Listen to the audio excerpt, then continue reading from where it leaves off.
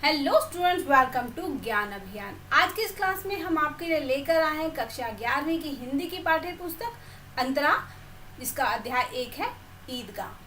ईदगाह मुंशी प्रेमचंद की लिखी हुई रचना, जिसे अद्भुत रचना ना, एक बहुत ही मजेदार और रोचक कहानी है, जिसमें हमें बच्चों की खुशियाँ, बच्चों के मन के भाव हमें जानने समझने को देखने को मिलते हैं कि बच्चों के मन में कैसे कैसे भाव आते हैं त्योहार को लेकर, उनकी क्या इच्छाएं हैं, क्या उमंगे हैं। ये है मुंशी प्रेमचंद की एक ऐसी रचना जो हमें हमारे बचपन में ले जाती है। तो शुरू करते हैं पढ़ना ईदगाह। रमजान के पूरे 30 रोजों के बाद ईद आई है। कितना मनोहर, कितना सुहावना प्रभात है। वृक्षों पर कुछ अजीब हरियाली है, खेतों में कुछ अजीब रौनक है, आसमान पर कुछ अजीब लालिमा है। आज का सूर्य देखो कितना प्यारा, कितना शीतल है, मानो संसार को ईद की बधाई दे रहा है। गांव में कितनी हलचल है। ईदगाह जाने की तैयारियां हो रही है। यहाँ पे जिक्र है ईदगाह के ना। ईदगाह जो ईद है कब आती है? जब 1 महीने यानी कि 30 दिन के रोजे खत्म हो जाते हैं, तब जो है ईदगाह का जो ईद का त्योहार है वो आता है। और इस ईदगाह पे जाने की जो बच्चों की तैयारी, घर के लोगों की तैयारी है, वो अपने नमाज पढ़ने के लिए, ईदगाह जाने के लिए बहुत ही बहुत खुशी है कि हम कब ईदगाह जाएंगे। तो ईद का जो दिन एक ऐसा था कि बहुत ही अनोखा खास दिन है, और हर तरफ कुछ ना कुछ नया देखने को मिलता है। ऐसा बिल्कुल एहसास होता है कि सूरज, हवा, पानी सब कुछ नया, सभी के अंदर जो ईद की खुशियाँ भरी हुई हैं। लगती है कि सुबह में भी कुछ अलग बात है, आसमान भी कुछ नीला नीला है, सूरज भी इतना प्यारा लग रहा है। यानी कि जो पूरा माहौल है, जो वातावरण, जो प्रकृति है, वो बिल्कुल ही खुशियों से भरी हुई है। और उसी खुशी का यहाँ पे जो है वर्णन किया है मुंशी प्रेमचंद ने। अब सभी जो घर के बच्चे हैं, जो बड़े हैं, ईद में नमाज पढ़ने के लिए ईदगाह जाने की तैयारियां कर रही हैं, उस तैयारियों का यहाँ पर वर्णन है। किसी के कुर्ते में बटन नहीं है, पड़ोस के घर से सुई धागा लेने दौड़ा जा रहा है। किसी के जूते कड़े हो गए, कड़े यानी टाइट हो गए। जब जूतों को काफ़ी समय तक ना पहना जाए, यूज़ में ना हो, तो रखे रखे जो चमड़ा धीरे धीरे टाइट सा हो जाता है। तुम्हें क्या करते हैं, तेल डालने से वो जो थोड़े सॉफ्ट हो जाते हैं, पहनने लायक हो जाते हैं। तो उन टाइट जूतों को, कड़े जूतों को मुलायम करने के लिए, ताकि उनको आसानी से पहनकर नमाज पढ़ने के लिए ईदगाह तक जाया जा सके, जूतों की जो है उसमें तेल डालने के लिए तेली के पास दौड़ने की तैयारी चल रही है। उनमें तेल डालने के लिए तेली के घर भागा जाता है। जल्दी जल्दी बैलों को सानी पानी दे दे। ईदगाह से लौटते लौटते दोपहर हो जाएगा। 3 कोस का पैदल रास्ता, फिर सैकड़ों आदमियों से मिलना भेंटना। दोपहर के पहले लौटना असंभव है। लड़के सबसे ज्यादा प्रसन्न है। किसी ने एक रोजा रखा है, वह भी दोपहर तक, किसी ने वह भी नहीं। लेकिन ईदगाह जाने की खुशी उनके हिस्से की चीज है। जो घर के काम है, जो पशुओं को चारा पानी देना या घर के और काम है, जल्दी निपटाया जाता है कि जल्दी से काम खत्म करके ईद की नमाज पढ़ने के लिए ईदगाह तक जाया जा सके।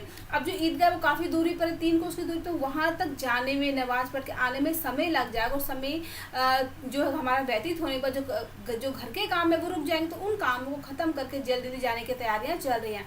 अब बच्चों में होड़ है ईदगाह जाने की। तो जो ईदगाह होती है रोजों के बाद, तो बच्चे क्या रोजे या व्रत नहीं रखा, किसी ने रखा भी दोपहर तक, क्योंकि छोटे बच्चे हैं, पूरा दिन का रोजा नहीं रख पाते, तो पैरों खाना खाते, लेकिन उन्हें रोजे से या व्रत से कोई लेन देन नहीं। उनको क्या लगता है कि बस कैसे भी हम लोग ईदगाह पहुंच जाए। उन्हें इस बात की खुशी के आज ईद आ गई, उनके लिए रोजे रखना, यानी उनको क्या लगता है कि हमारा तो सिर्फ ईद है, यानी उनके जो ईद जो है खुशियों से भरा हुआ त्योहार है। रोजे बड़े बूढ़ों के लिए होंगे, इनके लिए तो ईद है रोज। ईद का नाम रखते थे, आज वह भी आ गई। अब जल्दी पड़ी है, लोग ईदगाह क्यों नहीं चलते। इन्हें गृहस्थी की चिंताओं से क्या प्रयोजन। सवैयों के लिए दूध और शक्कर घर में है या नहीं, इनकी बला से। ये तो सेवैयाँ खाएंगे, यानी घर में ईद मनाने के लिए जो जरूरी जरूरतमंद सेवैयाँ है, दूध है, या फिर और भी भोजन सामग्री घर में है या नहीं है, बच्चों को इन बातों से कोई लेना देना नहीं। उन्हें क्या मतलब है, सिर्फ और सिर्फ ईदगाह जाने से, ईद में खुशियाँ मनाने से। उन्हें इस बात से कोई मतलब नहीं, घर में सामान नहीं है तो उन्हें इस बात का दुख भी नहीं है ना, उनको इस बात की कोई चिंता या परेशानी नहीं, क्योंकि उनके अंदर उमंग है सिर्फ ईद को लेकर। वह क्या जाने कि अब्बा जान क्यों बदहवास चौधरी कायम अली के घर दौड़े जा रहे हैं।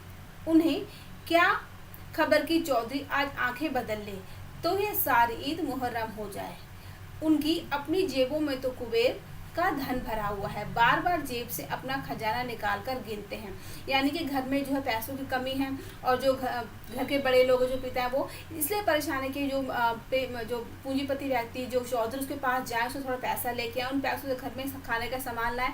और अगर गलती से चौधरी ने पैसे देने से मना कर दिया तो ईद की जो खुशियां, जो उमंग है, वो सामान ना होने के कारण पैसों के अभाव में जो है बर्बाद हो जाएंगे, और ईद का जो त्योहार, जो खुशियों भरा त्योहार है, वो खुशियों भरा नहीं रह पाएगा। होकर फिर रख लेते हैं। महमूद गिनता है। अब बच्चों के पास अगर थोड़े थोड़े पैसे हैं, 2-4 रुपए हैं, 2-4 पैसे, उन पैसों में उनको लगता है कि हमारे पास तो बहुत सारे पैसे हैं, और इन पैसों से वो दुनिया की सारी तमाम चीज़ें खरीद सकते हैं। अब बच्चे जो पैसे गिन रहे हैं, से महमूद गिनता है 1, 2, 10, 12, उसके पास 12 पैसे हैं। मोहसिन के पास 1, 2, 3, 8, 9, 15 पैसे हैं। इन्हीं अनगिनत पैसों में अनगिनत चीज़ें लाएंगे, खिलौने, मिठाइयाँ, बिगुल, गेंद और जाने क्या क्या। और सबसे ज़्यादा प्रसन्न है हामिद। वह 4-5 साल का गरीब, सूरत, दुबला पतला लड़का, जिसका बाप गत वर्ष हैजे की भेंट हो गया। हैजे की भेंट हो गया यानी हैजे की बीमारी के कारण जो उनका स्वर्गवास हो गया। और माँ ना जाने क्यों पीली होती होती एक दिन मर गई। किसी को पता ना चला क्या बीमारी है, कहती तो कौन सुनने वाला था।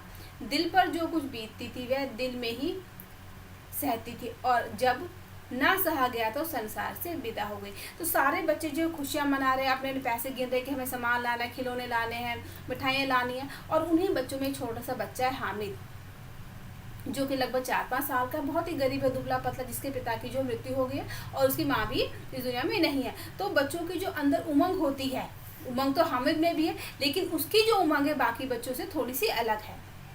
अब हामिद अपनी बूढ़ी दादी अमीना की गोद में सोता और उतना ही प्रसन्न है। उसके अब्बाजान रुपए कमाने गए हैं, बहुत सी थैलियाँ लेकर आएंगे।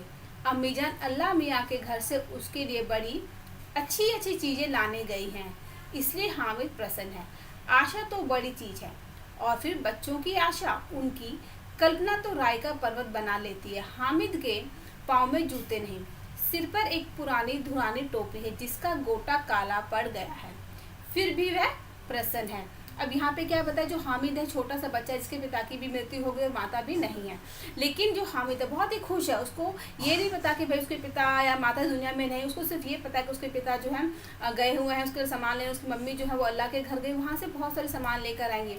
उसे ये नहीं पता कि उसके माता पिता नहीं है, लेकिन उसकी दादी ने दिलासा दिया कि उसके पिता जो पैसे कमाने के लिए गए, माँ उसकी बाहर गई हैं, और जब वो आएंगी तो अपने बच्चे के ढेर सारा सामान, ढेर सारे पैसे लेकर आएंगे। और इसी आशा के साथ जो बच्चा हामिद है वो अपना जीवन खुशी खुशी बिता रहा है अपनी दादी के साथ। उसके पास कपड़े पुराने हैं, पुरानी सी टोपी है, ऐसी टोपी जिसमें जो सजाने के लिए गोटा लगा हो वो भी बिल्कुल काला पड़ गया, लेकिन उस बच्चे पर उस गरीबी का भी असर नहीं। वो अपनी खुशियों में ही मगन है, वो अपनी आशाओं से जी रहा है। जो उसकी दादी ने उसको आशाएं बंधाई कि तुम्हारे पिता आएंगे, तुम्हारी मम्मी आएंगी, तुम्हारे बहुत सारे सामान लाएंगी। जब उसके अब्बाजान थैलियाँ और अम्मीजान नियामतें लेकर आएंगी तो वह दिल के अरमान निकाल लेगा। तब देखेगा महमूद, मोहसिन, नूरे और सम्मी कहाँ से उतने पैसे निकालेंगे। अभागिन अमीना अपनी कोठरी में बैठी रो रही है। आज ईद का दिन और उसके घर में दाना नहीं। आज आबिद होता तो क्या, इसी तरह ईद आती और चली जाती। इस अंधकार और निराशा में वह डूबी जा रही ही है। किसने बुलाया था इस निगोरी ईद को? इस घर में उसका काम नहीं, लेकिन हामिद, उसे किसी के मरने जीने से क्या मतलब। उसके अंदर प्रकाश है, बाहर आशा, विपत्ति। अपना सारा दल बल लेकर आए हामिद की आनंद भरी चितवन उसका विध्वंस कर देगी। हामिद भीतर जाकर दादी से कहता है, तुम डरना नहीं अम्मा, मैं सबसे पहले आऊँगा, बिल्कुल ना डरना। अमीना का दिल कचोट रहा है। गांव के बच्चे अपने अपने बाप के साथ जा रहे हैं। हामिद का बाप अमीना के सिवा और कौन है? उसे उसके अकेले में ले जाने कैसे जाने दे। अब यहाँ जो है हामी छोटा बच्चा, उसके घर में अनाज नहीं, तो उसकी दादी जो परेशान है कि भाई ईद का जैसे त्यौहार आया, साल भर में एक त्यौहार आता है, सभी लोग इतने खुश होते हैं, इतनी उमंगे मनाते हैं, घर में तरह तरह के पकवान बनते हैं, लेकिन मेरे घर में तो एक दाना नहीं कि मैं अपने बच्चे के लिए कुछ बना सकूँ। अगर उसका अपना बेटा अभी जिंदा होता और पैसे कमाता तो घर में शायद गरीबी नहीं होती, और उसके भी घर में और लोगों की तरह जो ईद के दिन बहुत सी खुशियाँ होती, अलग तरह के पकवान बनते, और वो जो है सोच सोच के रो रही है। तभी आबिद जो हामिद है वो कहते हैं भाई तुम अपनी दादी से कि तुम डरो नहीं, मैं जो है ईदगाह जाऊँगा नमाज़ पढ़ने के, वहाँ से सबसे पहले लौट कर आऊँगा। लेकिन जो उसकी दादी है, बूढ़ी दादी अमीना, वो सोचती कि इतना छोटा बच्चा, 4-5 साल का बच्चा है, वो कैसे उतनी दूर जाएगा, कहीं खो गया तो क्या होगा, उस भीड़ भाड़े बच्चा कहीं खो जाए तो क्या हो। नहीं, अमीना उसे यूं ना जाने देगी। नन्ही सी जान 3 को चलेगा कैसे, पैर में छाले पड़ जाएंगे, जूते भी तो नहीं है। वह थोड़ी थोड़ी दूर पर उसे गोद ले लेगी, लेकिन यहाँ सेवैयाँ कौन पकाएगा। पैसे होते तो लौटते लौटते सब सामग्री जमा करके चटपट बना लेती, यहाँ तो घंटों चीजें जमा करने लगेंगे। मांगे का ही तो भरोसा ठहरा।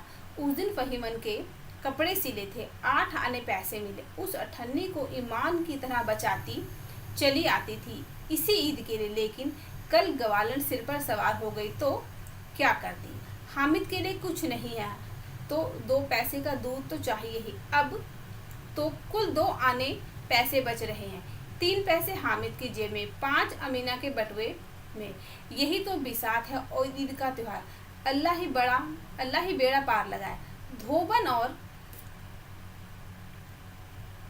नाइन और मेहतारिन और चुड़िहारिन सभी तो आएंगी, सभी को सेवैयाँ चाहिए, और थोड़ा किसी की आंखों नहीं लगता।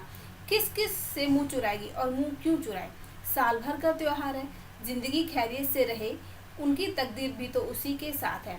बच्चे को खुदा सलामत रखे, दिन भी कट जाएंगे। अमीना जो सोच रही कि पैसे नहीं है घर में, अनाज नहीं है, इतनी खुशियाँ वाला त्योहार है, कैसे मनाए, कहाँ से क्या करे। अगर उसके घर में पैसे होते तो वो भी अपने हामिद को लेके जो ईदगाह चले जाते, वहाँ से लौटते समय सारा सामान खरीद के ले आती, और जल्दी सारा सामान बना के जो खाना सेवई वगैरह बना के खाने के लिए देती। लेकिन उसके पैसे के अभाव में परेशान है कि अगर वो ईदगाह चली जाती है तो फिर सबसे मांग के सामान को जुटाना, इकट्ठा करना, तभी तो कुछ सेवैयाँ बनाएगी खाने के लिए। तो अगर वो ईदगाह चली जाएगी तो सामान कैसे अरेंज करेगी, कैसे किससे मांगने के लिए जाएगी। तो बड़ी उलझन में कि अपने बच्चे के साथ जाए या ना जाए, और अगर जाए तो कैसे जाए, अगर चली जाती है तो घर के जो सामान है कैसे इकट्ठा होगा, और जो घर पे मांगने के लोग आने वाले हैं उनको क्या देगी। अब त्योहार है, त्योहार के दिन किसी को मना भी नहीं किया जाता, क्योंकि हर व्यक्ति को कि आस होती है कि त्योहार है, हमारे घर में खुशियाँ होंगी, हमारे घर में नए नए पकवान बनेंगे।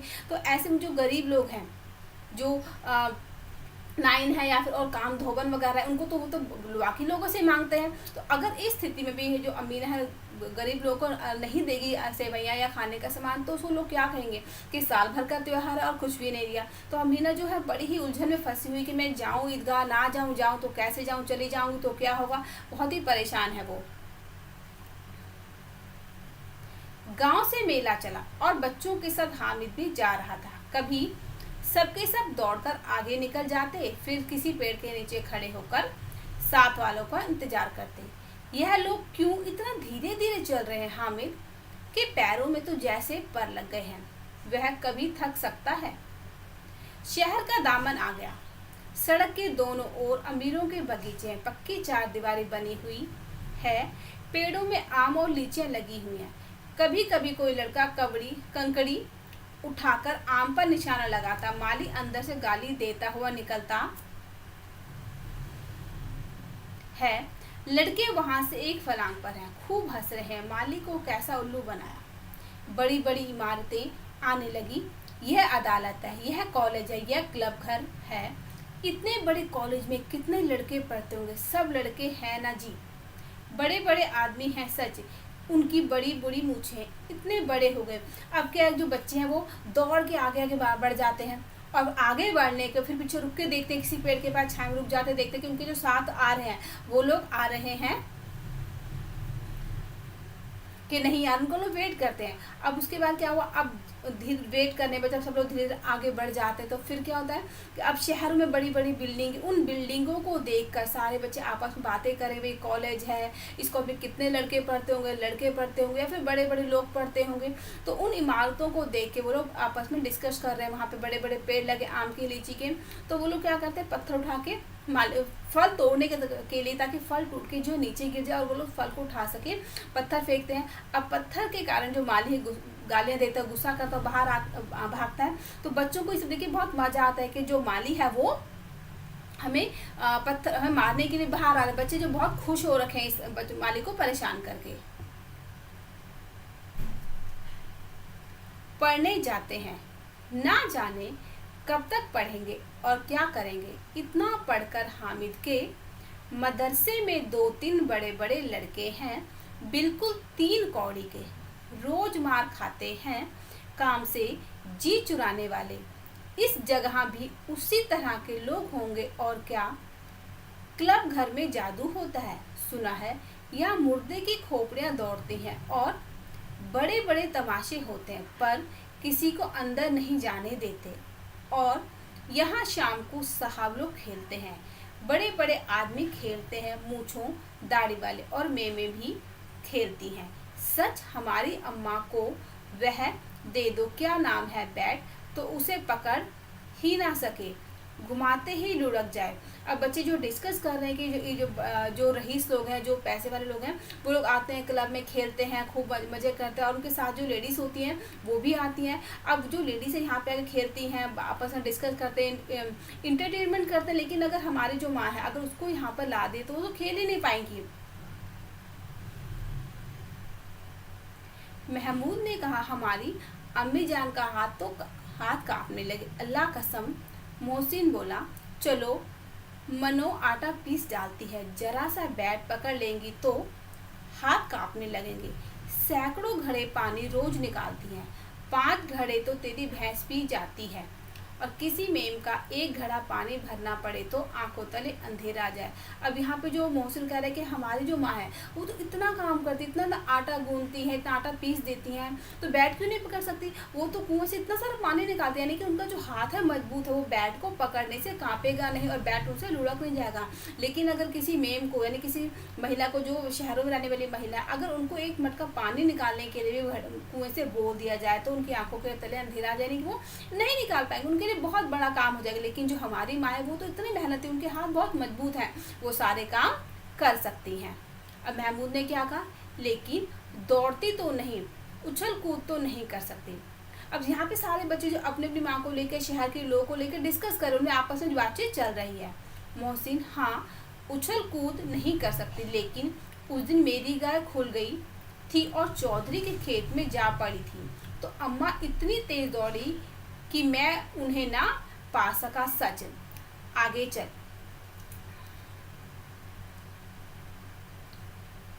हलवाइयों की दुकानें शुरू हुई, आज खूब सजी हुई थी। इतनी मिठाइयाँ कौन खाता है, देखो ना, एक एक दुकान पर मनो होंगी। सुना है रात को जिन्नात आकर खरीद ले जाते हैं। अब्बा कहते थे कि आधी रात को एक आदमी हर दुकान पर जाता है और जितना माल बचा होता है वह तुलवा लेता है और सचमुच के रुपए देता है, बिल्कुल ऐसे ही रुपए। अब जब बच्चे जो बिल्डिंगों से, क्लबों से और आगे बढ़े, तो उन्होंने कहा भाई हलवाइयों की दुकानें, स्वीट्स की दुकानें हैं ना, मिठाइयों की। तो बच्चे डिस्कस कर, अरे इतनी सारी मिठाइयाँ, दुकानें बहुत सजी हुई थी, इतनी सारी मिठाई कौन खाता होगा, क्या सारी बिक जाती हैं। तो उसने क्या कहा एक बच्चे ने कि मिठाइयाँ भाई जो जिन होते हैं वो लोग रात को आते हैं और जितनी मिठाई दुकान के अंदर बची होती सारी की सारी मिठाइयाँ वो लोग खरीद के ले जाते हैं और मिठाइयों के बदले दुकान वाले को बिल्कुल जो असली पैसे हैं, जो सच के रुपए होते हैं, वो दे देते हैं। फिर हामिद ने क्या कहा, हामिद को यकीन ना आया, ऐसे रुपए जिन्नात को कहाँ से मिल जाएंगे। मोहसिन ने क्या कहा, देखिए जिन्नात को रुपए की क्या कमी, जिस खजाने में चाहे चले जाएं, लोहे के दरवाजे तक उन्हें नहीं रोक सकते जनाब। आप हैं किस फेर में, हीरे जवाहरात तक उनके पास रहते हैं, जिससे खुश हो गए उसे टोकरों जवाहरात दे दिए। अभी यहीं बैठे 5 मिनट में कलकत्ता पहुंच जाए। अभी हम बच्चे डिस्कस कर रहे हैं जिन की, है ना, आपको पता है जिन क्या होता है, जिन जो आपने सुना ना अलादीन का चिराग वाला जिन, तो उस जिन की बात करें। जो जिन होता है वो आता है, सारी मिठाई खरीद के ले जाता है। तो बच्चे कह रहे अरे मिठाई खरीदने के लिए पैसे कहाँ से आएंगे? दूसरे के पैसे की तो कोई कमी नहीं, उसके पास तो मैजिक है, जादू, तो कहीं से भी कुछ भी कर सकता है। अभी यहाँ बैठा है, दूसरे पर कहीं और पहुँच जाएगा, तो उसे पैसों की कोई भी जरूरत नहीं होती। अब हामिद ने फिर पूछा, जिन्नात बहुत बड़े बड़े होते होंगे? मोहसिन ने क्या कहा, एक एक आसमान के बराबर होता है जी। जमीन पर खड़ा हो जाए तो उसका सिर आसमान से लगे, अगर चाहे तो एक लोटे में घुस जाए। हामिद, लोग उन्हें कैसे खुश करते होंगे? मुझे कोई मुझे वह मंत्र बता दे, एक जिन को खुश कर लो। अब हामिद ने क्या कि जो जिन है, अगर मुझे पता चल जाए कि जिनको हम अपने कब्जे में, अपने वश में कैसे कर सकते हैं, तो मैं भी एक जिन के ऊपर मंत्र पढ़ के उसको अपने वश में कर लूँ। फिर मोहसिन ने क्या कहा, अब यह तो मैं नहीं जानता, लेकिन चौधरी साहब के काबू में बहुत से जिन्नात हैं। कोई चीज़ चोरी जाए, चौधरी साहब उसका पता लगा देंगे और चोर का नाम भी बता देंगे। जुमराती का बछवा यानी गाय का बछड़ा उस दिन खो गया था। 3 दिन हैरान हुए, कहीं ना मिला। तब झक मारकर चौधरी के पास गए। चौधरी ने तुरंत बता दिया, मवेशी खाने में है और वही मिला। जिन्नात आकर उन्हें सारे जहान की खबरें दे जाते हैं।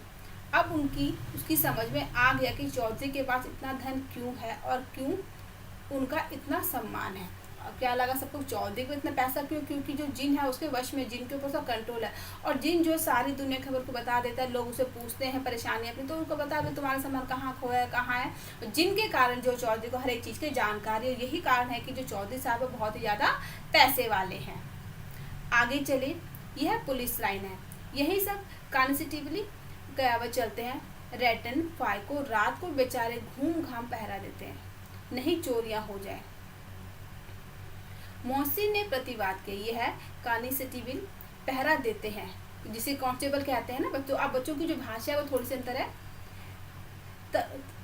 तभी तुम बहुत जानते हो अजी हजरत, यही चोरी कराते हैं। शहर के जितने चोर डाकू हैं सब इनसे मिले रहते हैं। रात को ये लोग चोरों से तो कहते हैं चोरी करो, और आप दूसरे मोहल्ले में जाकर जागते रहो पुकारते हैं। जब भी इन लोगों के पास इतने रुपए आते हैं, मेरे मामू एक थाने में कॉन्स्टेबल हैं, 20 रुपये महीना पाते हैं, लेकिन 50 रुपये घर भेजते हैं। अल्लाह कसम, मैंने एक बार पूछा था कि मामू आप इतने रुपए कहाँ से पाते हैं? हंसकर कहने लगे, बेटा अल्लाह देता है। फिर आप ही बोले, हम लोग चाहें तो एक दिन में लाखों मार लें, हम तो इतना ही लेते हैं जिसमें अपनी बदनामी ना हो और नौकरी ना चली जाए। हामिद ने पूछा, यह लोग चोरी करवाते हैं तो कोई उन्हें पकड़ता नहीं? मोहसिन उसकी नादानी पर दया दिखलाकर बोला, अरे पागल, इन्हें कौन पकड़ेगा? पकड़ने वाले तो यह लोग खुद हैं, लेकिन अल्लाह इन्हें सजा भी खूब देता है। हराम का माल हराम में जाता है। थोड़े ही दिन हुए मामू के घर में आग लगे। अब बच्चे डिस्कस कर रहे हैं, जो पुलिस वाले होते हैं वो लोग क्या करते हैं, चोरों को शह देते हैं, उन्हीं को बताते हैं तुम्हें चोरी करने के लिए कहते हैं, तुम जाओ जाके इस मोहल्ले में चोरी करो, और खुद दूसरे मोहल्ले में जाके जो है पहरेदारी करते हैं। लोग रात के इसमें घूमते बोलते जागते रहो, ताकि जो है चोर चोरी ना कर सके। लेकिन चोरों को उनकी शह होती है, और इसी कारण जो है ये पुलिस वाले लोगों के पास पैसा होता है। क्योंकि जो उसने बताया मौसी कि उसके जो मामा है वो भी पुलिस में है, उनकी जो तनख्वाह 20 रुपये है, लेकिन 50 रुपये घर भेजते। जब तनख्वाह 20 रुपये तो 50 रुपये कैसे भेज सकते? तो बाकी के जो 30 रुपये हैं वो चोरों से ही उनको कमीशन मिलता है, क्योंकि चोर चोरी करते, चोरों को पकड़ते नहीं, पकड़ने वाले तो यही लोग हैं पुलिस वाले, और ये लोग चोरों को शह देते हैं। लेकिन गलत काम का नतीजा भी गलत ही होता है। अब जो उसके मामा है चोरी से के चोरों से पैसे लेते हैं, कमीशन लेते हैं, तो इसका जो उन्होंने गलत काम से पैसे कमाए, तो गलत काम पे पैसे भी बर्बाद हो जाते हैं, हक में नहीं आते हैं। क्या हो, थोड़ी देर बाद घर में आग लग गई और उस आग में जितना पैसा था वो जल के राख हो गया, खत्म हो गया। सारी लई पूंजी जल गई, एक बर्तन तक ना बचा। कई दिन पेड़ों के नीचे सोए, अल्लाह कसम पेड़ के नीचे फिर ना जाने कहां से 100 कर्ज लाए तो बर्तन भाड़े आए। हामिद, 100 तो 50 से ज्यादा होते होंगे। कहाँ 50, कहाँ 100? 50 एक थैली भर होता है, 200 100 तो 2 थैलियों में भी ना आए। अब जब सारे पैसे जल गए, पैसे नहीं बचे, उसके मामा ने क्या किया, फिर किसी से 100 रुपये उधार लिए और फिर उधार लेने के बाद पैसों से अपना सामान वगैरह खरीदा ताकि उनका घर जो दोबारा से ढंग से धीरे धीरे चल सके। अब हामिद को ये नहीं पता कि 100 कितने होते हैं, 50 कितने, इसमें कितने पैसे होते हैं, कितने सिक्के होते हैं। उसको लग रहा है भाई कितने होंगे, एक थाली में आएंगे नहीं आएंगे। तो बच्चे आपस में डिस्कस कर रहे हैं। अब बस्ती घनी होने लगी। ईदगाह जाने वालों की टोलियां नजर आने लगी, एक से एक भड़कीले वस्त्र पहने हुए, कोई इक्के तांगे पर सवार, कोई मोटर पर। सभी इत्र में बसे, सभी के दिलों में उमंग। ग्रामीणों का यह छोटा सा दल अपनी विपन्नता से बेखबर, संतोष और धैर्य में मगन चला जा रहा था। बच्चों के लिए नगर की सभी चीजें अनोखी थी। जिस चीज की ओर ताकते ताकते ही रह जाते और पीछे से बराबर हॉर्न की आवाज होने पर भी ना चेतते। हामिद तो मोटर के नीचे जाते जाते बचा। अब क्या, जो खाली सड़कें थी, बिल्डिंगें थी, खत्म हो गई। धीरे धीरे जो बस्ती घनी यानी कि वहाँ पे और ढेर सारे मकान आने लगे और अब के शहर का जो रिहायशी इलाका था वो आने लगा। तो बच्चों के लिए, जो गाँव में रहने वाले बच्चे थे, जो शहर आते हैं, उनको एक ही चीज़, नई नई चीज़ें दिखती है, बड़ा उत्साह से देखते हैं। और जब किसी चीज़ को देखते हैं तो देखते ही रह जाते हैं कि अरे क्या चीज़, बड़ा हैरान से देखते हैं। उन्हें ये भी नहीं पता चलता कि आसपास से कोई गाड़ी आ रही, कोई हॉर्न बजा रहा है, हटने हट जाए। उनको हॉर्न की आवाज़ सुनाई ही नहीं देती। वो लोग उस नई सामान को, उस नई वस्तु को, नई बिल्डिंग को, सामान को देखने में एकदम मगन हो जाते हैं। सहसा ईदगाह नजर आया। ऊपर इमली के घने वृक्षों की छाया, नीचे पक्का फर्श है जिस पर जाजिम बिछा, जाजिम यानी दरी बिछी हुई है। जब भी हम कहीं बैठते हैं जमीन पे तो दरी चटाई को बिछाते हैं, उसी को जाजिम बोलते हैं। और रोजदारों की पंक्तियां एक के पीछे एक न जाने कहाँ तक चली गई है। रोजेदार यानी जो रोजा पढ़ने के लिए लोग आए हुए, लोग जो लाइनें बना के रोजा नमाज पढ़ते हैं, वो होते हैं रोजदारों की पंक्तियां। पक्की जगत के नीचे तक जहाँ जाजिम भी नहीं है, नए आने वाले आकर पीछे की कतार में खड़े हो जाते हैं। आगे जगह नहीं है, यहाँ कोई धन और पद नहीं देखता। इस्लाम की निगाह में सब बराबर है। इन ग्रामीणों ने भी वजू किया और पिछली पंक्ति में खड़े हो गए। वजू यानी जब पूजा पाठ से पहले हम जो अपने हाथ पैर धोते थे ना, ताकि हाथ पैर धो के पूजा कर, तो हाथ पैर धोना, मुंह हाथ धोना जो वजू कहलाता है। अब कहते हैं भाई धर्म या ईश्वर भक्ति सभी के लिए बराबर, कोई भी रईस, कोई भी गरीब, कोई अमीर नहीं होता। तो जब ईद नमाज पढ़ने के लिए ईदगाह पहुंचे, वहाँ पे चाहे वो अमीर व्यक्ति हो, गरीब हो, छोटा हो, बड़ा, कोई भी नहीं देखता। सभी एक साथ एक लाइन में खड़े होकर नमाज पढ़ते हैं। वहाँ पे ये नहीं देखना पड़ता कि बहुत रईस है, ये तो बहुत गरीब है, ऐसा कुछ नहीं है। सभी ईश्वर के लिए बराबर, सभी को एक जैसा एक साथ खड़े होकर नमाज करने का हक है। सभी एकदम बराबर होते हैं। और सभी लोगों ने क्या किया, अपने अच्छे से हाथ पैर धोए और वहाँ पे लाइन में खड़े होकर नमाज पढ़ने के लिए तैयारी की। कितना सुंदर संचालन है, कितनी सुंदर व्यवस्था। लाखों सिर एक साथ सीधे में झुक जाते हैं, फिर सबके सब एक साथ खड़े हो जाते हैं, एक साथ झुकते हैं और एक साथ घुटनों के बल बैठ जाते हैं। कई बार यही प्रक्रिया होती जैसे बिजली की लाखों बत्तियां एक साथ प्रदीप्त हों और एक साथ बुझ जाएं। यही क्रम चलता रहे। कितना अपूर्व दृश्य था, जिसकी सामूहिक क्रियाएं, विस्तार और अनंतता हृदय को श्रद्धा, गर्व और आत्मा आनंद से भर देती थी। मानो भ्रातृत्व का एक सूत्र इन समस्त आत्माओं को एक लड़ी में पिरोए हुए हैं। अब क्या, अमीर गरीब छोटा बड़ा कुछ, सभी एक साथ लाइन में लगे हैं नमाज पढ़ने के लिए। तो जब एक साथ हजारों लाखों लोग एक साथ लाइन में लगे और एक साथ झुकते हैं, वो ईश्वर अपनी नमाज पढ़ने के लिए, भगवान की जो आराधना पूजा करने के लिए एक साथ झुकते और एक साथ खड़े होते हैं। उनके हाथ, उनके सिर बिल्कुल एक साथ, एक ऐसा नहीं कि पहले कोई झुका फिर कोई झुका, ऐसा नहीं है। सबके सब बिल्कुल ऐसा, सबके सब एक तार से बंधे हुए हैं, एक से सबकी गर्दन नीचे झुक रही, सब एक साथ उठ रहे हैं, खड़े हो रहे हैं, घुटनों के बल बैठ रहे हैं। तो बहुत ही मनमोहक दृश्य होता है जब सभी लोग नमाज पढ़ने के लिए एक साथ झुकते हैं, एक साथ खड़े होते हैं। ऐसा लगता है कि भाई सबके सब एक दूसरे से जुड़े हुए हैं, है ना, तभी वो लोग एक माला के मोती और एक साथ वो लोग झुक रहे हैं, खड़े हो रहे हैं। बहुत ही अद्भुत और सुंदर दृश्य वो देखने में लगता है। अब नमाज खत्म हो गई, लोग आपस में गले मिल रहे हैं। तब मिठाई और खिलौनों की दुकानों पर धावा होता है। अब क्या हुआ, जब नमाज खत्म होगी तो लोग एक दूसरे को बधाइयाँ देने के लिए गले मिलते हैं, है ना, कि भाई आपको ईद मुबारक। जैसे हम लोग दिवाली में हर त्योहार पे मुबारकबाद देते हैं, वैसे ही ईद की नमाज पढ़ने के बाद सभी लोग आपस में गले मिल रहे हैं। और गले मिलने के बाद यानी कि शुभकामनाएं मुबारकबाद देने के बाद जो बच्चे हैं, जो बड़े हैं, खिलौनों की दुकान पर, मिठाइयों की दुकान पर, बाजार में धावा बोल देते हैं कि अब तो भाई नमाज पढ़ ली है हमने और अब जो है बच्चे दुकानों पर जाते हैं। ग्रामीणों का यह दल इस विषय में बालकों से कम उत्साही नहीं है। यह देखो हिंडोला है, एक पैसा देकर चढ़ जाओ, कभी आसमान पर जाते हुए मालूम होंगे, कभी जमीन पर गिरते। हिंडोला यानी झूला, आपने देखा होगा, बहुत ऊंचे झूले तो गोल से, जिसपे लोग बैठते फिर से पूरा राउंड सर्कल लगता है, तो होता है झूला। यह चरखी है लकड़ी के हाथी, घोड़े, ऊंट छड़ों से लटके हुए, एक पैसा देकर बैठ जाओ और 25 चक्रों का मजा लो। महमूद और मोहसिन और नूरे और समी इन घोड़ों और ऊँटों पर बैठते हैं। हामिद दूर खड़ा है, 3 ही पैसे तो उसके पास है, अपने कोष का 1/3 जरा सा चक्कर खाने के लिए नहीं दे सकता। आपने देखा हो मेले वाले में काफ़ी सारे झूले होते हैं जहाँ पे जो है घोड़े बने होते हैं, हिरण बने होते हैं, बहुत सारे जानवर होते हैं और उनके लोहे की रॉड से फंसे होते हैं। बच्चे बैठते हैं, उससे गोल गोल गोल को चक्कर लगाते हैं। तो उस मेले में जो सारे बच्चे झूला वूला देखते हैं, झूले झूलते हैं।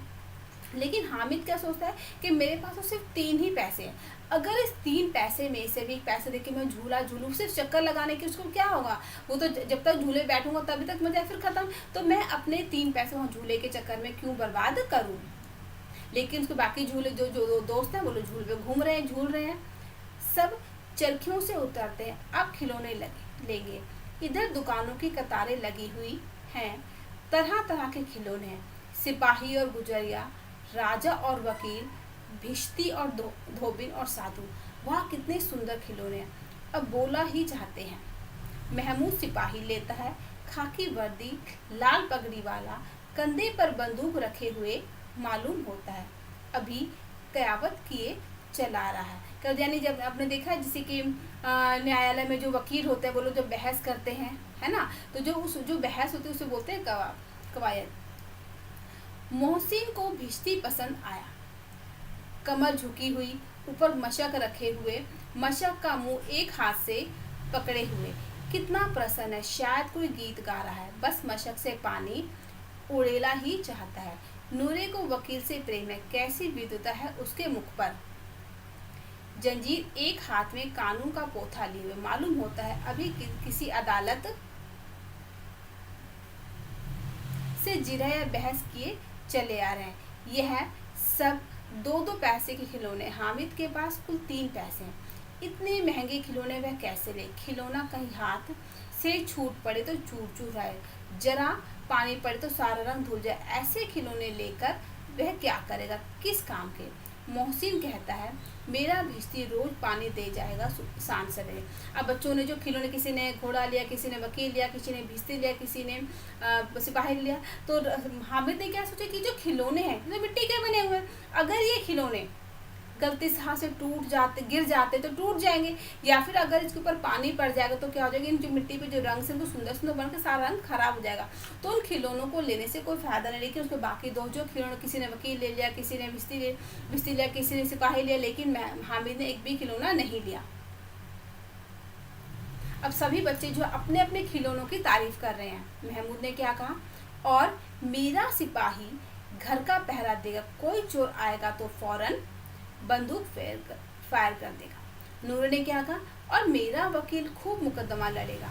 समी मेरा ही धोबन रोज कपड़े धोगी। अब बच्चों ने जो मिट्टी के छोटे छोटे खिलौने, उन खिलौनों को लेकर उनमें आपस में डिस्कशन कि मेरा जो सिपाही है वो घर की पहरेदारी करेगा, कोई चोर आएगा उसको मारेगा, मेरा जो वकील है वो मुकदमा लड़ेगा। समी ने कहा कि जो मेरी जो धोबिन ली, उसने धोबिन लिया, वो रोज कपड़े धोएगी। किसकी बात हो रही है, मिट्टी के खिलौनों की। अब हामिद खिलौनों की निंदा करता है, मिट्टी के ही तो हैं, गिरे तो चकनाचूर हो जाए। लेकिन ललचाई हुई आंखों से खिलौनों को देख रहा था और चाहता है कि जरा देर के लिए उन्हें हाथ में ले सकता। उसके हाथ अनायास ही लिपकते हैं, लेकिन लड़के इतने त्यागी नहीं हैं, विशेषकर जब अभी नया नया शौक है। हामिद ललचाता रह जाता है। अब हामिद ने खिलौनों के बारे में कह दिया तो खिलौने बकवास है, फालतू मिट्टी के हैं, टूट जाएंगे, लेकिन बच्चा है, बचपन है, उसकी भी इच्छा है कि उन खिलौनों को लेके वो भी उन खिलौनों को छू कर देखे हाथ से। उसने खिलौनों को निंदा की, लेकिन उसकी जो इच्छा थी वो मन में दबी रहेगी, काश उन खिलौनों को वो भी अपने हाथ में ले सके। अब बाकी जो बच्चे वो भी एक ही उम्र के हैं, तो बच्चों में क्या होता है, ये नहीं होता कि हम अपने खिलौने किसी को दे, शेयर करें, नहीं, उनको लगता है कि नहीं मेरा खिलौना। और जबकि खिलौना बिल्कुल नया नया तो बहुत उमंग और जोश होता है, उनको अपने खिलौने किसी को भी देना नहीं चाहते। अब खिलौनों के बाद मिठाइयाँ आती हैं।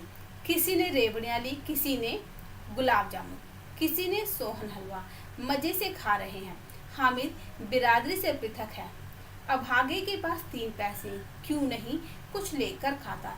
ललचाई आंखों से सबकी ओर देखता है। अब हामिद जो है ना तो उसने कोई खिलौना लिया, ना उसने कोई मिठाई ली, लेकिन बाकी बच्चों ने खिलौने भी ले लिए, उनकी मिठाइयाँ ले ली, क्योंकि उनके पैसे उनके माता पिता हैं और उन्होंने मेले में खर्च करने के लिए अपने बच्चों को पैसे दे रखे। लेकिन हामिद के पास माता पिता भी नहीं है, सिर्फ और सिर्फ 3 पैसे। तो वो बार बार यही सोचता है कि इस 3 पैसे से अगर मैं वो खिलौना ले लूँ मिट्टी का तो टूट जाएगा, पानी पड़े तो खराब हो जाएगा, और अगर मिठाई ले ली तो उससे क्या होगा, थोड़ी सी मिठाई से कुछ नहीं होगा। तो उसने क्या किया, ना खिलौने ली ना उसने मिठाई ली, जबकि उसका मन बहुत करता कि मैं भी कुछ लूँ ना अपने लिए, लेकिन उसने अपने मन पे इतना कंट्रोल कर लिया, उसने अपने बालपन पे अपनी इच्छाओं पर उसने कुछ भी नहीं लिया। फिर मोहसिन ने क्या कहा, हामिद रेवड़ी ले जा, कितनी सुंदर है। हामिद को संदेह हुआ यह केवल क्रूर विनोद है, मोहसिन इतना उदार नहीं है। लेकिन यह जानकर भी वह उसके पास जाता है। मोहसिन दोनों में से एक रेवड़ी निकालकर हामिद की ओर बढ़ाता है। हामिद हाथ फैलाता है, मोहसिन रेवड़ी अपने मुंह में रख लेता है। महमूद, नूर और समीर खूब तालियां बजाकर हंसते हैं। हामिद खिसिया जाता है। बच्चों में होता है, हम किसी को सामान दिखाते तुम मुझसे ले लो, और जैसे ही दूसरा हाथ आके बढ़ाते तुम क्या सामान वापस अपना हाथ पीछे खींचते हैं। तो वही हुआ, मोहसिन ने क्या रेवड़ी खरीदी और हामिद से कहा तुम भी लेके खा लो, बहुत स्वादिष्ट है, बहुत खुशबू है। तो हामिद को ये तो लगा कि मेरा मजाक कर रहा है, मेरा मजाक उड़ाएगा, लेकिन फिर भी बच्चा था ना, और बच्चों की इच्छा थी कि हम भी कुछ खाएं, हमें भी मजा आता है खाने में। तो उसने क्या किया, अपना हाथ आगे बढ़ा दिया और मौसी ने वही क्या रेवड़ी दिखाकर वापस अपने मुंह में डाल ली। तो बाकी बच्चे जो हंसने लगे कि देखो इसको नहीं दिया, इसने फिर भी हाथ आगे बढ़ा लिया। तो ये बच्चों का बालपन है, जो बच्चे आपस में एक दूसरे खेल करते हैं, एक दूसरे को चढ़ाते हैं, छेड़ते हैं। फिर मौसी ने क्या कहा, अच्छा अब की जरूर देंगे हामिद, अल्लाह कसम ले जा, रखे रहो। मेरे पास पैसे नहीं हैं, 3 ही पैसे तो हैं, 3 पैसे में क्या क्या लोगे, हमसे गुलाब जामुन ले जा हामिद, मोहसिन बदमाश है। मिठाई कौन बड़ी नेमत है, किताब में कितनी बुराइयां लिखी हैं, लेकिन दिल में कह रहे होंगे कि मिले तो खा ले, अपने पैसे क्यों नहीं निकालते। अब बच्चे आपस में डिस्कस कर रहे हैं कि भाई मिठाई बहुत सुंदर है। तो उसने हामिद ने क्या कहा, मेरे पास तो पैसे हैं और मिठाई कोई बहुत बड़ी चीज़ नहीं है ना, मैं तो जब चाहूँ ले सकता हूँ। तो दूसरे बच्चे ने कहा, अरे तुम क्या लोगे, तुम्हारे तो सिर्फ 3 ही पैसे हैं, तुम्हें 3 पैसे में खिलौने लोगे, मिठाई लोगे, क्या लोगे, तुम तो खामा मिठाई की बुराइयाँ कर रहे हो कि किताब में इसके बारे में कितनी बुराइयाँ लिखी, लेकिन तुम्हारे मन में है कि अगर मुझे मिठाइयाँ मिल जाएँ तो मैं भी मिठाइयों को खा लूँ। तो बच्चों का डिस्कशन के बालपन की जो बातें यहाँ पे देखने को मिल रही, जो अक्सर सभी बच्चों में ये होता है। फिर महमूद ने क्या किया, हम समझते हैं इसकी चालाकी, जब हमारे सारे पैसे खर्च हो जाएंगे तो हमें ललचा कर खाएगा। मिठाइयों के बाद कुछ दुकानें लोहे की चीज़ों की, कुछ गिलट और कुछ नकली गहनों की। लड़कों के लिए यहाँ कोई आकर्षण ना था, वे सब आगे बढ़ जाते हैं। हामिद लोहे की दुकान पर रुक जाता है, कई चिमटे रखे हुए हैं। उसे ख्याल आया दादी के पास चिमटा नहीं है, तवे से रोटियां उतारती है तो हाथ जल जाता है। अगर वह चिमटा ले जाकर दादी को दे तो वह कितनी प्रसन्न होगी। अब बच्चों ने खिलौने ले ली, मिठाई ले ली, फिर आपस में बातचीत करते करते आगे बढ़ गए। आगे बढ़ने के बाद बाजार में क्या देखा कि लोहे की दुकान है, लोहे का सामान मिलता है। तो लोहे के सामान तो बच्चों के किसी काम के नहीं, तो उनको कोई मतलब, तो वो सारे बच्चे जो आगे बढ़ जाते हैं। लेकिन हामिद लोहे की दुकान पर रुक जाता है और वो सोचता है कि ये जो लोहे की दुकान है, अगर मैं यहाँ से एक लोहे का चिमटा ले लूँ, क्योंकि इस चिमटे से मेरी दादी जो है रोटियां बनाएगी, क्योंकि हाथ जो है उसका जब रोटियां बनाते तो उसकी उंगलियां जल जाती हैं। और अगर मैं लोहे का चिमटा ले लूँ तो ये तो मेरे काम आगे, टूटेगा भी नहीं, इसका रंग भी खराब नहीं होगा, ये अगर जमीन पे गिर भी जाता है तो भी टूट कर चकनाचूर नहीं होगा, फिर उनकी उंगलियां कभी ना जलेंगी, घर में एक काम की चीज हो जाएगी। खिलौने से क्या फायदा, व्यर्थ में पैसे खराब होते हैं। जरा देर ही तो खुशी होती है, फिर तो खिलौने को कोई आंख उठाकर नहीं देखता, या तो घर पहुंचते पहुंचते टूट फूट कर खराब बराबर हो जाएंगे। चिमटा कितने काम की चीज है। रोटियां तवे से उतार लो, चूल्हे में सेक लो, कोई आग मांगने आए तो चटपट चूल्हे से आग निकाल कर उसे दे दो। अम्मा बेचारी को कहाँ फुर्सत है कि बाजार आए, और इतने पैसे ही कहाँ मिलते हैं, रोज हाथ जला लेती है। हामिद के साथी आगे बढ़ जाते हैं। सबील पर सब के सब शरबत पी रहे हैं। अब जो हामिद सोच रहा है कि मैं अगर चिमटा ले लेता हूँ, चिमटा कितना यूज़फुल है। इसे हम आग निकाल सकते हैं, रोटियां सेक सकते हैं, है ना। इससे दादी के हाथ नहीं जलेंगे, तो इसे बहुत ही काम की चीज़ है। और खिलौने का क्या हो, तो टूट जाएंगे, अगर हाथ से गिरते टूट जाएगा, हो सकता है घर भी ना पहुँचे, घर जा रास्ते में टूट जाए, खराब हो जाए। तो लोहे का चिमटा जो बहुत ही यूज़ का है, बहुत ही कारगर है, इसको लेना ज़्यादा सही है। अब सारे बच्चे जो आगे बढ़ गए, आगे जाके शरबत पी रहे हैं। तब देखो सब कितने लालची हैं। कितनी मिठाइयाँ ली, मुझे किसी ने एक भी ना दी। उस पर कहते हैं मेरे साथ खेलो, मेरा यह काम करो। अब अगर किसी ने कोई काम करने को कहा तो पूछूंगा, खाए मिठाइयाँ आप मुंह सड़ेगा, फोड़े फुंसियाँ निकलेंगी, आप ही जुबान चटोरी हो जाएगी। तब घर से पैसे चुराएंगे और मर जाएंगे। किताब में झूठी बातें थोड़ी ही लिखी हैं, मेरी जुबान क्यों खराब होगी। अम्मा चिमटा देखते ही दौड़कर मेरे हाथ से ले लेगी और कहेगी मेरा बच्चा अम्मा के लिए चिमटा लाया है। अब जो हामिद है वो अपने आपको संतावना देने के लिए कह रहा है कि कितने बुरे दोस्त हैं मेरे, उन्होंने कितने से मिठाइयाँ खरीदी खाई, लेकिन मुझे किसी ने दिया। ठीक है खाओ, तुम्हें खाओ, तुम मिठाइयाँ खाओगे तुम्हारे दांत खराब हो जाएंगे, फोड़े फुंसियाँ हो जाएंगी। किताब में जो लिखी होती है कि मीठी चीज़ें खाने से नुकसान करता है, किताब की जो बात सच्ची लिखी है। अब तुम सब ने खाई तो तुम सब तो अब अगर तुम मुझे कोई अपना काम कहोगे तो मैं तुम्हारा काम नहीं करूँगा, क्योंकि तुम सब ने मुझे अपनी मिठाइयाँ नहीं दी। तो ये बच्चे का जो उसकी जो इच्छाएँ वो दिख रही हैं कि भाई उसका मिठाई खाने को मन था, लेकिन पैसों के अभाव में उसने अपनी इच्छाओं पर कंट्रोल क्यों रोक लिया और कोई मिठाई नहीं खरीदी। और सोच रहा है कि मैं जो चिमटा लेकर जब अपने घर जाऊंगा तो मेरी दादी चिमटे को देखकर कितनी खुश हो जाएगी और कहेगी कि मेरा बच्चा मेरे चिमटा लाए। कितना उसको अपनी दादी की कितनी चिंता है। हजारों दुआएं देंगी, फिर पड़ोस की औरतों को दिखाएगी, सारे गांव में चर्चा होने लगेगी, हामिद चिमटा ला है, कितना अच्छा लड़का है। इन लोगों के खिलौनों पर कौन उन्हें दुआएं देगा। बड़ों की दुआएं सीधे अल्लाह के दरबार में पहुंचती हैं और तुरंत सुनी जाती हैं। मेरे पास पैसे नहीं है, तभी तो मोहसिन और महमूद यूं मिजाज दिखाते हैं, मैं भी इनसे मिजाज दिखाऊंगा। खेल खिलौने और खाए मिठाइयाँ, मैं नहीं खेलता खिलौने, किसी का मिजाज क्यों सो, मैं गरीब सही, किसी से कुछ मांगने तो नहीं जाता। आखिर अब्बाजान कभी ना कभी आएंगे, अम्मा भी आएंगी ही, फिर इन लोगों से पूछूंगा कितने खिलौने लोगे, एक एक को टोकरियां खिलौने दूंगा और दिखा दूं कि दोस्तों के साथ इस तरह सलूक किया जाता है। यह नहीं कि एक पैसे की रेवड़ी ली तो चिढ़ा चिढ़ा कर खाने लगे। सब के सब हंसेंगे कि हामिद ने चिमटा लिया, हंसे मेरी बला से। उसने दुकानदार से पूछा यह चिमटा कितने का है। दुकानदार ने उसकी ओर देखा और कोई आदमी साथ न देखकर कहा तुम्हारे काम का नहीं है जी, बिकाऊ है कि नहीं। बिकाऊ क्यों नहीं है और यहाँ क्यों लाद लाए हैं। अब जो हामिद मन में सोचता है कि जब मेरे माता पिता आएंगे वो लोग पैसे लाएंगे तो मैं ढेर सारे खिलौने लाऊंगा और इनको दिखाऊंगा कि भाई तुम भी इस खिलौने जो ढेर सारे जो खेलो और तुमको पता चले कि अच्छा व्यक्ति अच्छा दोस्त कैसा होता है, अपने दोस्तों को चिढ़ाता नहीं है। और इसीलिए मैं इनको अपने खिलौने दे दूँगा ताकि तुम भी खेल सको, तुम पता चले कि सही दोस्त क्या है।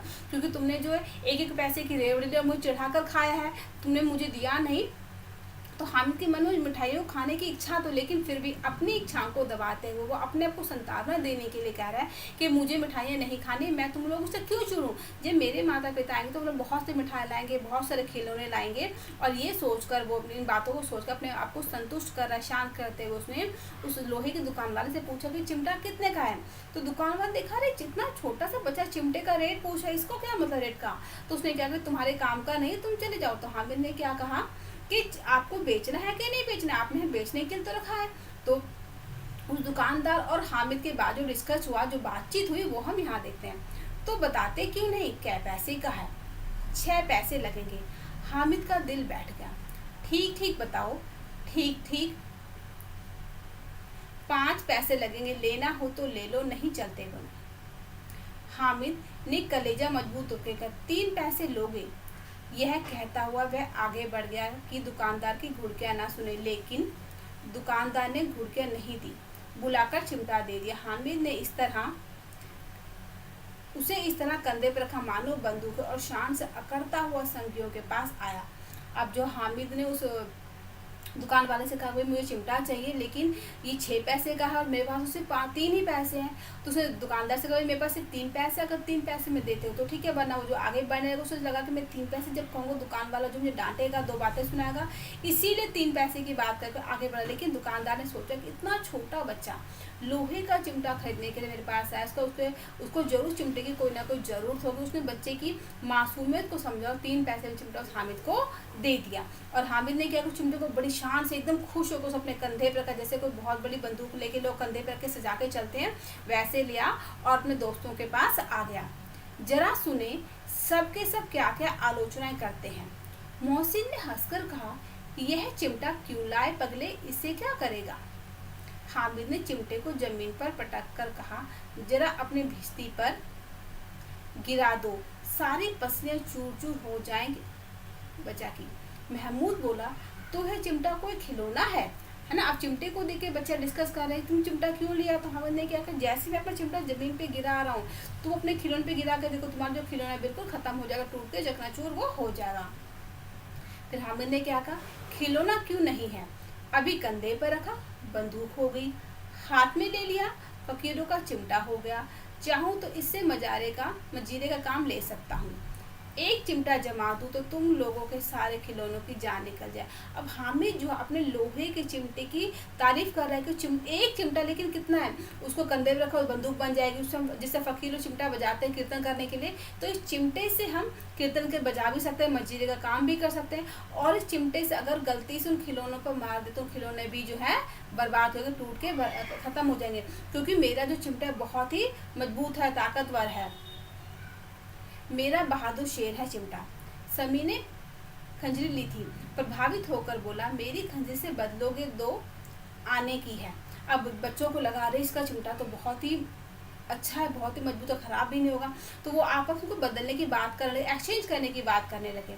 हामिद ने खंजरी की और उपेक्षा से देखा, मेरा चिमटा चाहे तो तुम्हारी खंजरी का पेट फाड़ डाले, बस एक चिमटे की झल्ली लगा दी, ढप ढप बोलने लगी, जरा सा पानी निकल लग जाए तो खत्म हो जाए, मेरा बहादुर चिमटा आग में, पानी में, आंधी में, तूफान में बराबर डटा खड़ा रहेगा। अब हामिद जो लोहे की चिमटे की बात करें कि उसका चिमटा जो खराब नहीं होगा, ना पानी से, ना आग से, ना आंधी से, तूफान से, तो तुम्हारा जो खिलौना, तो अगर पानी पड़ेगा तो खराब हो जाएगा, गिर जाएगा तो टूट जाएगा, लेकिन मेरा चिमटा तो खराब नहीं होगा। चिमटे ने सभी को मोहित कर लिया, लेकिन अब पैसे किसके पास धरे हैं? फिर मेले से दूर निकलना है। 9 कब के बज गए, धूप तेज हो रही थी, घर पहुंचने की जल्दी हो रही है। बाप से जिद भी करे तो चिमटा नहीं मिल सकता। हामिद है बड़ा चालाक, इसीलिए बदमाश ने अपने पैसे बचा रखे थे।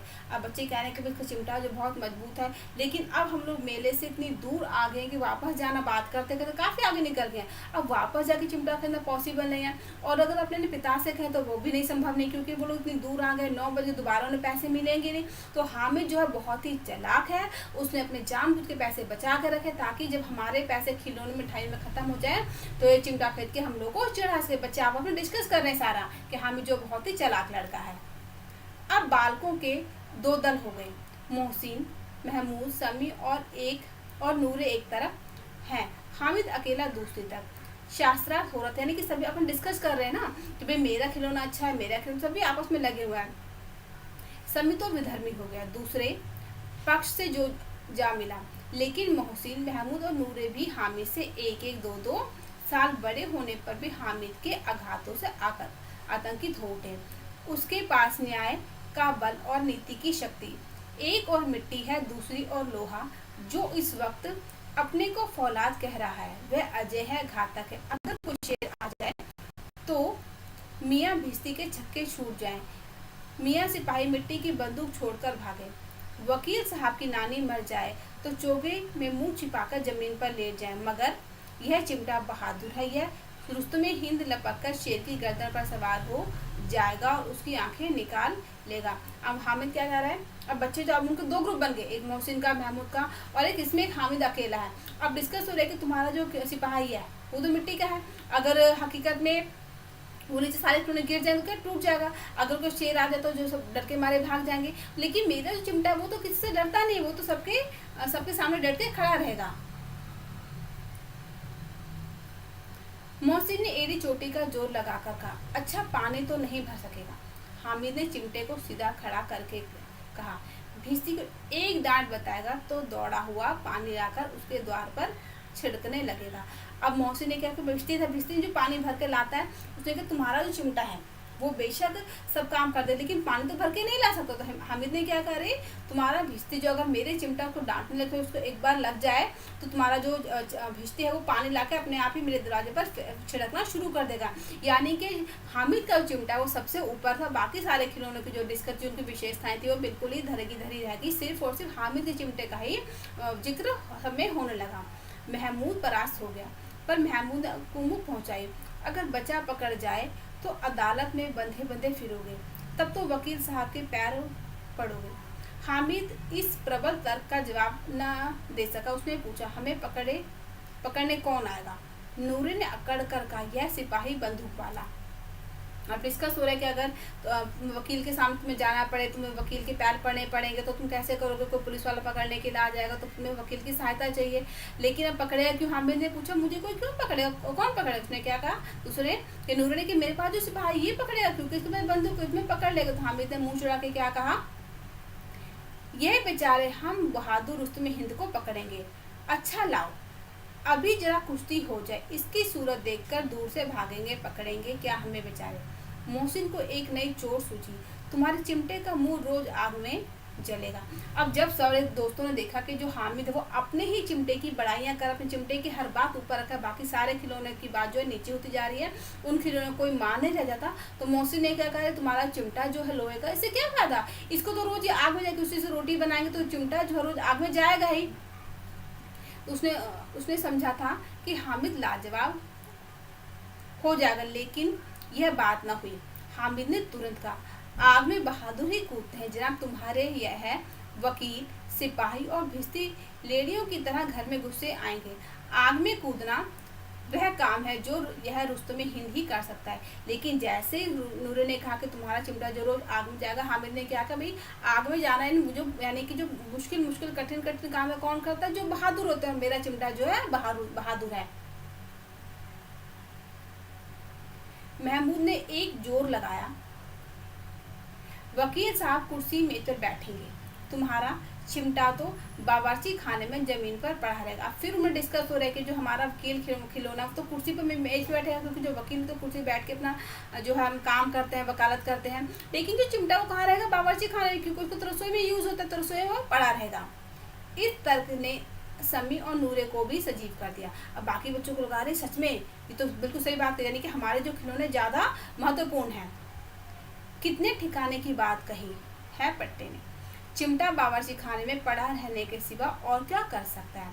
हामिद को कोई पकड़ता हुआ जवाब ना सूझा तो उसने धांधली शुरू की, मेरा चिमटा बावर्ची खाने में नहीं रहेगा, वकील साहब कुर्सी पर बैठेंगे तो जाकर उन्हें जमीन पर पटक देगा और उनका कानून उनके पेट में डाल देगा। बात कुछ बनी नहीं, खासी गाली गलौज थी, लेकिन कानून को पेट में डालने वाली बात छा गई, ऐसी छा गई कि तीनों सुरा मुंह ताकते रह गए, मानो कोई घेलचा कनकोवा किसी गंडे वाले कनकोवे को काट गया है। कानून मुंह से बाहर निकलने वाली चीज है, उसको पेट के अंदर डाल दिया जाना बेतुकी सी बात होने पर भी कुछ नयापन रखती है। हामिद ने मैदान मार लिया। अब सब में डिस्कस हुआ, सभी अपने खिलौनों की महत्वपूर्ण विशेषताएं बताते, लेकिन अंत में जो हामिद का लोहे का चिमटा तो वही जो जीता भी, यानी कि चिमटा जो कभी भी खराब नहीं होता, लेकिन बाकी सेगमेंट टूट जाएंगे, खराब हो जाएंगे, सिर्फ जो लोहे का चिमटा है वही सही रहेगा। उसका चिमटा रुस्तमे हिंद है। अब इसमें मोहसिन, महमूद, नूरे, समी किसी को भी आपत्ति नहीं हो सकती।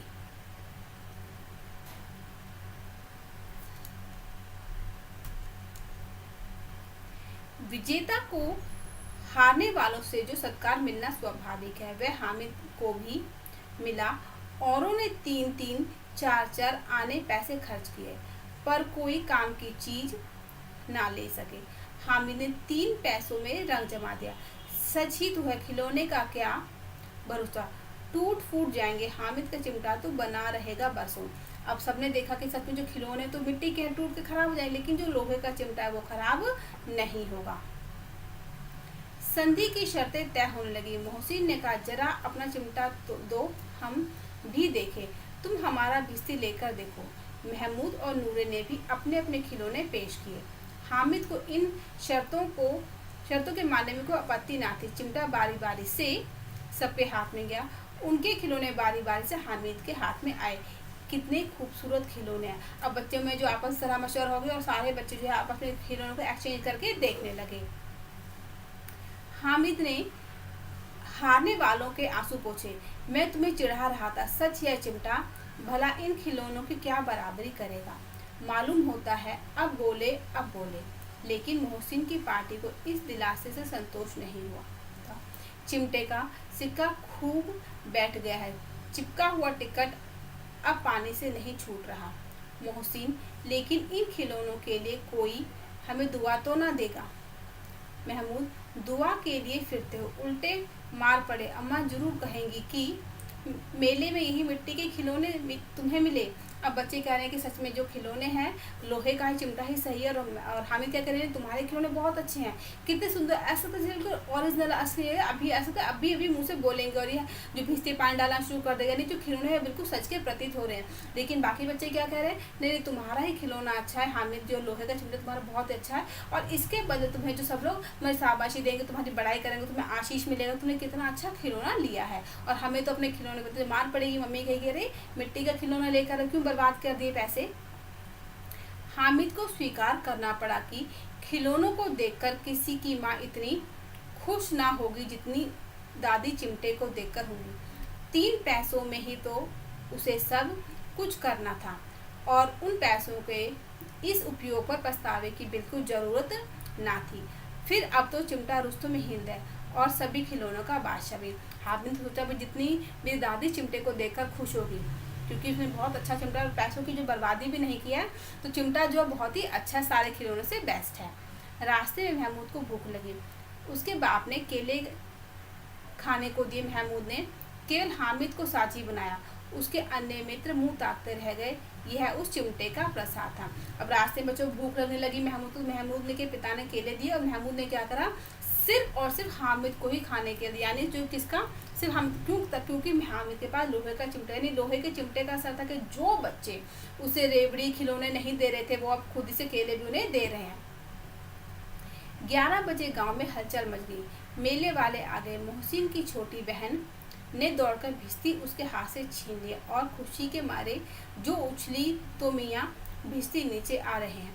सुरलोक सुधारे। इस पर भाई बहन में मारपीट हुई। दोनों खूब रोए। उसकी अम्मा यह शोर सुनकर बिगड़ी और दोनों को ऊपर से 2-2 चांटे और लगाए। अब यहाँ पे क्या हुआ कि जो मोहसिन था उसे भिस्ती लाया था, उसकी बहन ने खिलौना छीन लिया घर आते, और दोनों में लड़ाई झगड़ा। जो भिस्ती, उस लड़ाई झगड़ा जो खिलौना था भिस्ती मिट्टी का, वो नीचे गिर के टूट गया, और फिर उनके दोनों में लड़ाई झगड़ा। उसकी मम्मी ने क्या किया, दोनों को 1-2 चांटे और लगा दिए, यानी कि भिस्ती जो था वो खत्म हो गया, टूट गया। अब मियाँ नूरे के वकील का अंत उनके प्रतिष्ठानुकूल इससे ज्यादा गौरवमय हुआ। वकील जमीन पर या ताक पर तो नहीं बैठ सकता, उनकी मर्यादा का विचार तो करना ही होगा।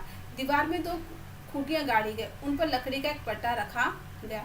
पटरे पर कागज का कालीन बिछाया गया। वकील साहब राजा भोज की भांति सिंहासन पर विराजे। नूरे ने उन्हें पंखा झलना शुरू किया। अदालतों में खसकी टट्टियां, बिजली के पंखे रहते हैं, क्या यहाँ मामूली पंखा भी ना हो? कानून की गर्मी दिमाग पर चढ़ जाएगी कि नहीं? बांस का पंखा आग नूरे हवा करने लगे। मालूम नहीं पंखे की हवा से या पंखे की चोट से वकील साहब स्वर्गलोक से मृत्यु लोक में आ रहे हैं। उनकी माटी का चोला माटी में मिल गया। अब क्या, वो जो वकील था उसको दीवार में 2 खूंटी टांग के एक पटा रख कर बैठा दिया गया। फिर वकील को गर्मी लगी, हवा करनी शुरू कर दी। तो हवा के कारण अब या तो पंखे से टक्कर हो गई या हवा ज़्यादा लगी, जो वकील साहब तो नीचे गिर के टूट के खत्म हो गया, लेकिन जो वकील का खिलौना था वो भी खत्म हो गया। फिर बड़े जोर शोर से मातम हुआ और वकील साहब की अस्थि दूर पर डाल दी गई, यानी कि 2 खिलौने भिश्ती और वकील दोनों ही खत्म हो गए। अब रहा महमूद का सिपाही, उसे चरचर गांव का पहरा देने का चार्ज मिल गया। लेकिन पुलिस का सिपाही को साधारण व्यक्ति तो है नहीं, जो अपने पैरों चले।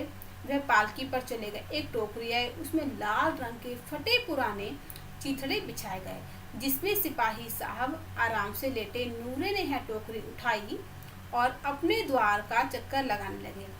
उनके दोनों छोटे भाई सिपाही की तरफ से छोने वाले जागते रहो पुकारते चले, मगर रात तो अंधेरी होनी चाहिए। महमूद को ठोकर लग जाती है, टोकरी उसके हाथ से छूटकर गिरती है और मियाँ सिपाही अपनी बंदूक लिए जमीन पर आ जाते हैं। अब क्या, जो सिपाही था वो तो पहरेदारी कब करता रात को, तो रात के समय टोकरी में कपड़ा बिछाकर उसमें ना सिपाही को रख के जो है महमूद तो टोकरी को सर पे ले घूमने लगा। अब रास्ते में अंधेरे में रात को जो रास्ते में टक्कर लगी और टोकरी जो हाथ से नीचे गिरने थे, जो सिपाही मिट्टी का खिलौना था वो टूट कर खत्म हो गया। अब खत्म क्या हुआ कि उसकी एक टांग में विकार, यानी उसकी एक टांग टूट गई, विकार आ गया।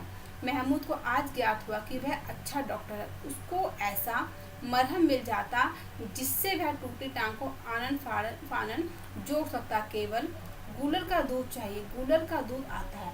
टांग जोड़ दी जाती, लेकिन सिपाही को यूं ही खड़ा किया जाता है, टांग जवाब दे देती है। चलने के लिए असफल हुई, तब उसकी दूसरी टांग भी तोड़ दी जाती है। अब कम से कम एक जगह आराम से बैठ तो सकता है। अब क्या, उस सिपाही की एक टांग टूटी, उसको जोड़ा गया, लेकिन जो मिट्टी की टांग थी वो जुड़ती नहीं है। तो दूसरी जैसे सिपाही को खड़ा था वो टांग फिर टूट गई। तो उन्होंने क्या किया, बच्चों ने सिपाही की एक टांग टूटी थी, उन्होंने दूसरी टांग को तोड़ दिया। जब दोनों टांगे नहीं तो कम से कम बैठा तो रहेगा आराम से। एक टांग से तो ना चल सकता ना बैठ सकता। अब वह सिपाही सन्यासी हो गया, अपनी जगह पर बैठा बैठा पहरा देता, कभी कभी देवता भी बन जाता। उसके सिर का झालरदार साफा खुरच दिया गया। अब उसका जितना रूपांतरण चाहो कर सकते हो। कभी कभी तो उससे बाट का काम भी लिया जाता है। बाट यानी जो बट्टे को तोलने के लिए करते हैं उसका काम ही, यानी कि सारे खिलौने जो एक एक करके खत्म और बर्बाद हुए। अब मियाँ हामिद का हाल सुनिए। अमीना उसकी आवाज़ सुनते ही दौड़ी और उसे गोद में उठाकर प्यार करने लगी। सहसा उसके हाथ में चिमटा देखकर वह चौंकी। यह चिमटा कहाँ था? मैंने मोल लिया। क्या पैसे में? 3 पैसे दिए। अमीना ने छाती पीट ली। यह कैसा बेसमझ लड़का है। दोपहर हुआ, कुछ खाया ना पिया, लाया का चिमटा। सारे मेले में तुझे और कोई चीज ना मिली जो यह लोहे का चिमटा उठा लाया। अब जो उसकी दादी अमीना ने जैसे देखा, कह रही ये हामिद जो चिमटा लेकर, कहने लगे तुम भूखे प्यासे हो सुबह से और तुमने क्या लिया मेरे लिए? लोहे का चिमटा उठा के लाए, क्यों लेकर आए? तुम्हें इसके बदले कुछ खा लेते, अपने लिए कुछ खिलौना ले लेते। तो हामिद ने अपराधी भाव से क्या कहा, तुम्हारी उंगलियां तवे से जल जाती थी, इसलिए मैंने उसे लिया।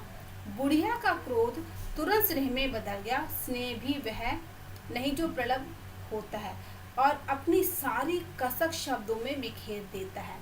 यह मूक स्नेह था, खूब ठोस, रस और स्वाद से भरा। बच्चे में कितना त्याग, कितना सद्भाव और कितना विवेक है। दूसरों को खिलौने लेते, मिठाई खाते देखकर इसका मन कितना ललचाया होगा। इतना जब्द इससे कैसे हुआ कैसे? वहाँ भी इसे अपनी बुढ़िया दादी की याद बनी रही। अमीना का मन गदगद हो गया। और अब एक बड़ी विचित्र बात हुई।